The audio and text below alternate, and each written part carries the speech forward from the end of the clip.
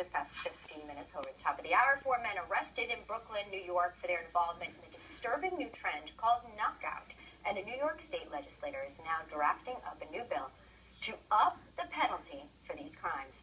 A 25-year sentence is being proposed for teens 14 and up who play the game, film it, or even stand by and watch. Joining us now is the man behind the plan, New York State Assemblyman James Tedisco. Good morning, sir.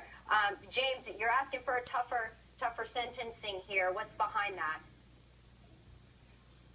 Well, the fact of the matter is these aren't just kids playing some pranks, a little bit of vandalism. These are young people who are thugs.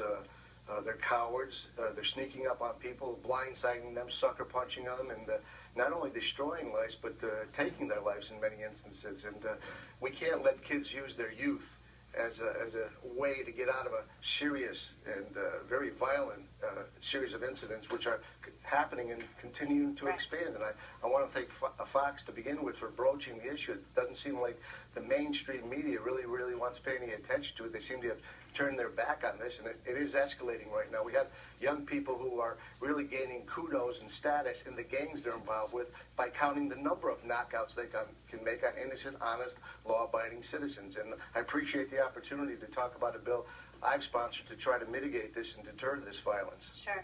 You do seem proactive on this. It's not being discussed as it should be. You seem to think it could escalate. What exactly are you proposing here for those involved in a knockout game? Yeah, there are 3 points to this piece of legislation which I think are significant and will help to deter this activity.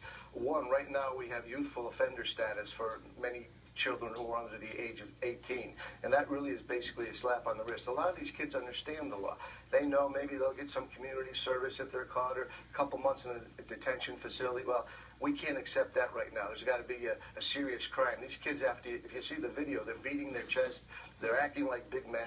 Well, big men should have a big law and a big penalty if they do this type of dastardly crime. The bill says that at any age, you will not be able to use the youthful offender law to mitigate your sentence and have a reduced sentence. You'd be treated as an adult. This is too serious. This is not breaking windows or slashing tires or a little bit of vandalism. Secondly, we've moved the penalty from a D felony to a B felony, and that means 5 years at a minimum, 25 years as a maximum.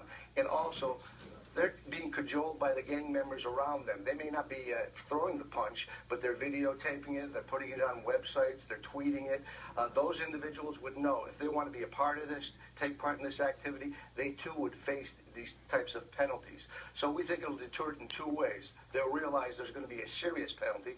They can't use youthful offender status to get off the hook. Secondly, if they do this crime, they're going to spend some serious time. They're going to be in jail for 5 years at a minimum, up to 25. We're going to get them off the streets. Look, I have a lot of compassion for maybe the family lives of some of these kids and young people who are doing this, but that can't go above and beyond protecting innocent, honest, law-abiding citizens. That's got to be our #1 goal. The rest of the societal issues we have to deal with.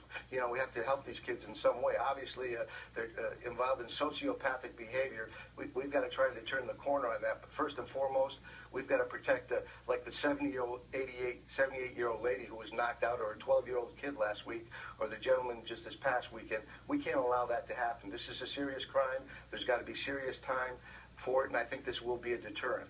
Do you have hope that this will be passed? I mean, how much support do you have?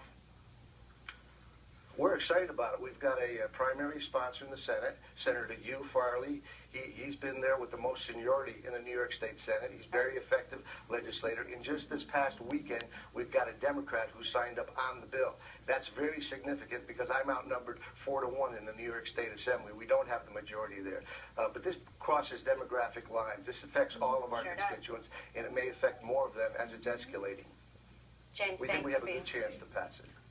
Well, we'll keep everybody Thanks for the opportunity to be with you. Hey, thanks for being with us this morning. I appreciate that. Next up on the rundown, another